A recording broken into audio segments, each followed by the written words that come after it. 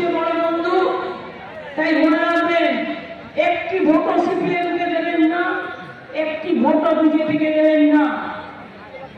কয়েকদিন ধরে বিজেপি দেখছিলেন প্রধানমন্ত্রী মহাশয় কতগুলো আজে বাজে কথা বলছিলেন, বক বক বকন করছিলেন।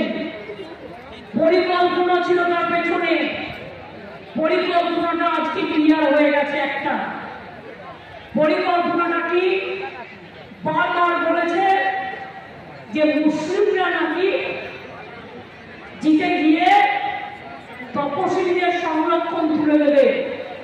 বলেছিল কি বলেনি? বলেছিল কি বলেনি? হিন্দু মুসলমানে ভাগাভাগি করে দিচ্ছেন দেশের প্রধানমন্ত্রী, সারা বিশ্ব শুনলে নিন্দা করবে। এবং এইটাই আজকে কোর্টকে দিয়ে পড়িয়েছে। কোর্টের সবাই খারাপ নয়, আমি কোর্টকে সম্মান করি, কিন্তু যে ব্যক্তি এই রায় দিয়েছে যে ওবিসি রিজার্ভেশন থেকে মুসলিমদের বাদ দিতে হবে, আমি তাদের রায় মানি না, আমি মানব না। ওবিসি রিজার্ভেশন চলবে, এর জন্য উচ্চতর কোর্টে যেতে হলে যাব। এরা আমায় চেনে না যে আমি মাথা নত করার লোক নই। আমি বারবার বলেছি, কেন মুসলিমরা তপশিলীদের